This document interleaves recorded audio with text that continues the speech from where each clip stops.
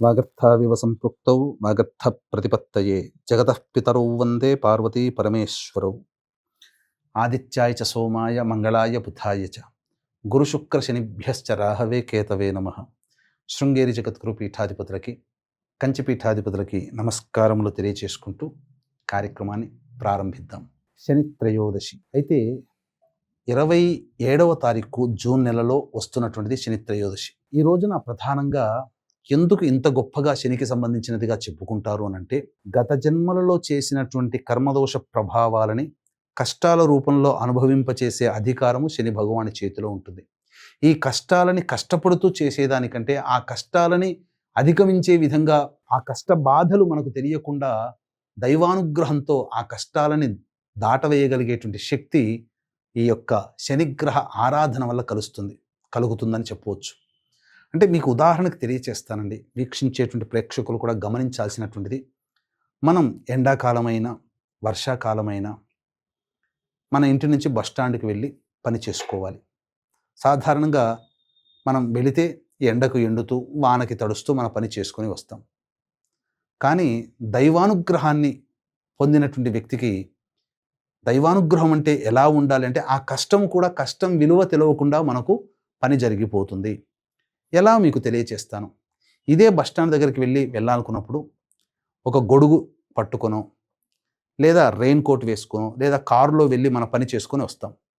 ఇక్కడ మీరు గమనించాల్సినటువంటిది ఏంటనంటే, కర్మ సంబంధమైనటువంటిది ఆ పని చేయడం మాత్రం, వెళ్ళడం మాత్రం తప్పలేదు. అక్కడికి వెళ్ళడానికి మనం కష్టపడాలి.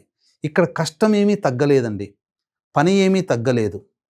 కానీ ఎండలో గొడుగు, వానలో రెయిన్ కోటు లేదా కారు, ఇవి సమకూరడం వల్ల ఆ కష్టాన్ని మనం అధిగమించగలిగే శక్తిని మనం పొంది ఉన్నాం. ఇదే దైవానుగ్రహం అంటే. కాబట్టి ప్రధానంగా గత జన్మలలో చేసినటువంటి పాపకర్మలకి సాక్షిభూతుడు, పుణ్యకర్మలకి కూడా సూర్య భగవానుడు. ఈ జన్మలలో అనుభవించాలి అనంటే పాపకర్మలకి ఈ యొక్క కర్మల్ని అనుభవించే అధికారము శని భగవాని చేతిలో ఉంటుంది. ధనము రావాలన్నా ధనం పోవాలన్నా, ఆరోగ్యం రావాలన్నా ఆరోగ్యం పోవాలన్నా, అన్ని సమస్తమైనవి కూడా శని యొక్క చేతిలో ఉంటాయి. అందుకనే మీకు గమనించుకుంటే, ఏలిన నాటి శని ప్రభావం జరుగుతున్నప్పుడే స్వర్గీయ నందమూరి తారక రామారావు గారు పార్టీ పెట్టడం, 6 నెలల్లోనే విజయకేతనం ఎగరేసి సీఎం పదవి బాధ్యతల్ని పొందడం జరిగింది. అంటే మీరు ఆలోచించండి, శని యోగించాడు కదా, ఏలినాటి శని ప్రభావం కదా, కష్టాలు పడ్డాడా?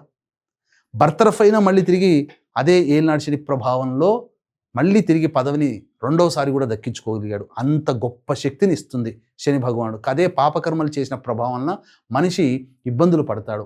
అటువంటి సందర్భంగా ఆ యొక్క శని యొక్క ప్రభావాన్ని తగ్గించడం కోసం కొన్ని పుణ్యతిథులు చెప్పబడ్డాయి. అందులో శనికి ప్రత్యేకముగా త్రయోదశి తిథి అనేటువంటిది ఉంది. ఈ త్రయోదశి తిథి వివరిస్తాను మీకు. త్రిమూర్తులలో సృష్టి స్థితి లయకారకాలలో లయకారకుడు పరమేశ్వరుడు. ఏది జరగాలన్నా, ఏది జరగకూడదన్నా అన్నీ ఈశ్వరుని ఆజ్ఞ మేరకే జరుగుతాయి.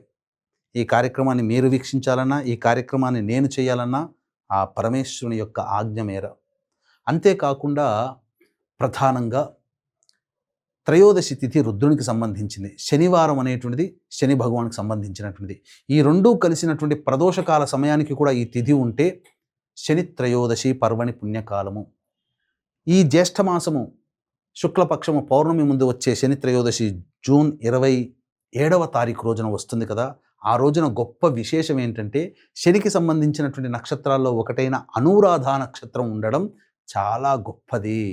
కాబట్టి సంపూర్ణముగా శని ప్రభావంతో ఇబ్బంది పడుతున్నటువంటి మేష, మిథున, కర్కాటక, సింహ, కన్య, వృశ్చిక, ధనస్సు, కుంభ, మీన రాశుల్లో జన్మించిన వారు ఈ యొక్క శని ప్రభావం నుంచి బయటపడడం కోసం ఈ రోజున చేసేటువంటి చిన్న పూజా కార్యక్రమం కానీ, దాన కార్యక్రమం కానీ మీకు శని యొక్క అపారమైనటువంటి అనుగ్రహాన్ని కలగచేస్తుందనలో ఏమాత్రం సందేహం లేదు.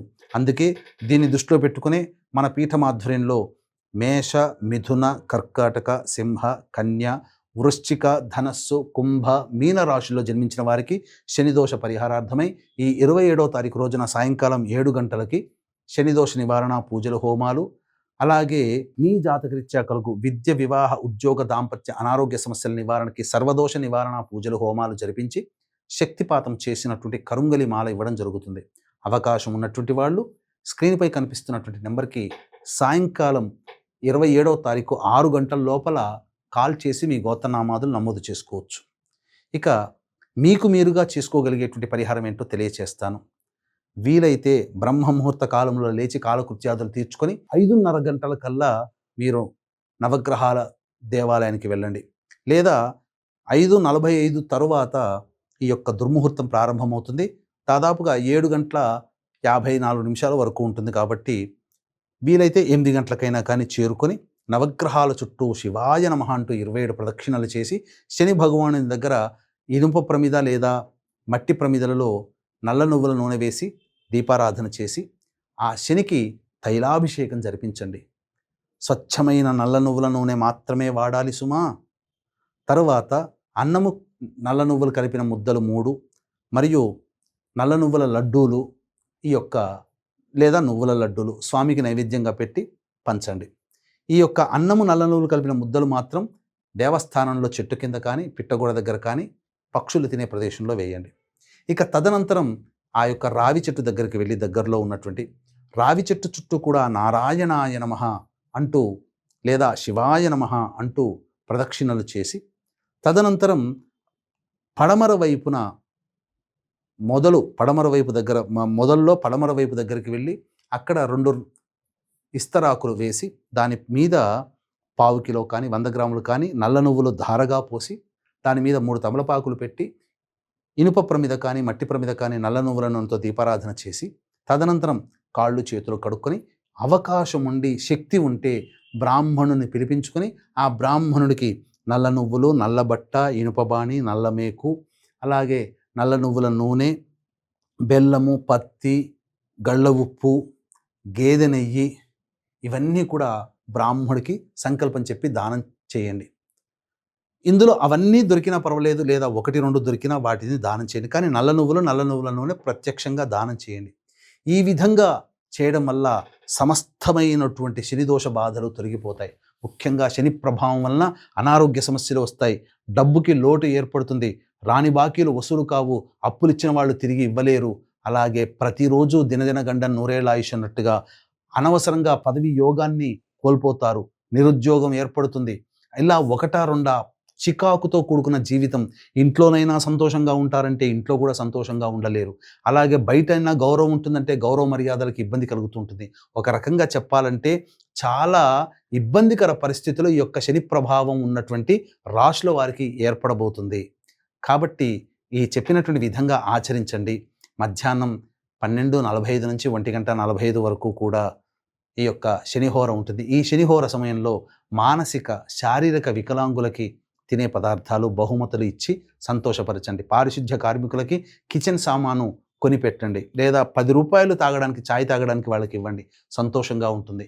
ఇక సాయంకాల ప్రదోషకాల సమయం వరకు కూడా నిద్రపోకుండా ఉండి ప్రదోషకాల సమయంలో కాళ్ళు చేతులు మొహము నోరు నింట 3 పుక్కిలించి ఉమ్మేసి తదనంతరం దేవాలయానికి చేరుకొని పరమేశ్వరునికి అర్చన చేయించుకోండి. నీలిరంగు పుష్పాలు, నీలిరంగు శంకు పుష్పాలతో అర్చన చేయడం.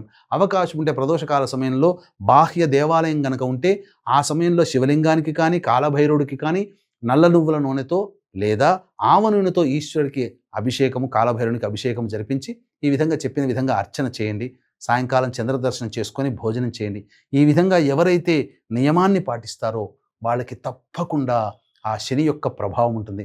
మళ్ళీ చెప్తున్నాను, శని యొక్క ప్రభావం ఉన్నటువంటి రాశులు మేష, మిథున, కర్కాటక, సింహ, కన్య, వృశ్చిక, ధనస్సు, కుంభ, మీన రాశులు. ఈ రాశి వాళ్ళకి ఉంటుంది. శని నక్షత్రాలైనటువంటి పుష్యమి, అనురాధ, ఉత్తరాభాద్ర నక్షత్రాల్లో జన్మించిన వాళ్ళు, శని దశ, శని అంతర్దశ జరుగుతున్నటువంటి వాళ్ళు, ఇనుము సంబంధమైనటువంటి వ్యాపారం చేస్తున్న వాళ్ళు, ఇనుము సంబంధమైనటువంటి వృత్తుల్లో ఉన్నటువంటి వాళ్ళు, అలాగే ఏసీ కూలర్స్కి సంబంధించినటువంటి వాళ్ళు, తోలు పరిశ్రమలతో పనిచేసేటువంటి వాళ్ళు, అలాగే పాతకాలపు వస్తువులు అమ్ముకునేటువంటి వాళ్ళు, వీళ్ళందరూ కూడా ఈ యొక్క వృత్తిలోకి వస్తారు. కాబట్టి సేవకా వృత్తి చేసుకునేటువంటి వాళ్ళు వీళ్ళు కూడా ఈ వృత్తిలోకి వస్తారు. కాబట్టి వీళ్ళందరూ కూడా ఈ విధంగా పరిహారాలు చేసుకోవచ్చు. లేదా అవకాశం ఉంటే మంత్ర పరిహారంలో భాగంగా సశాస్త్రీయంగా మన పీఠమాధ్వర్యంలో శనిదోష నివారణ పూజల హోమాలు 27వ తారీఖు రోజున సాయంకాలం 7 గంటలకి ప్రారంభమవుతాయి. కాబట్టి 27వ తారీఖు సాయంత్రం 6 గంటల లోపల మీ గోత్రనామాదులు కనిపించే నెంబర్కి కాంటాక్ట్ చేసి నమోదు చేసుకోవచ్చు. ఈ విధంగా చేసుకోవడం ద్వారా అపారమైనటువంటి శని యొక్క అనుగ్రహాన్ని పొంది మీరు కష్టాల కడిలలో ఉన్నటువంటి వాళ్ళకి ఆ యొక్క మార్గం సుగమమవుతుంది. ఆనందకరమైనటువంటి జీవితాన్ని పొందుతారు. కొంత ప్రశాంతత, కొంత పనులలో అభివృద్ధి, కాస్త సంతోషంతో కూడుకున్న జీవన విధానం మీకు లభిస్తుంది అని చెప్పడంలో ఏమాత్రం సందేహం లేదని తెలియచేస్తూ, సర్వం శ్రీ ఉమామహేశ్వర పరబ్రహ్మార్పణమస్తు.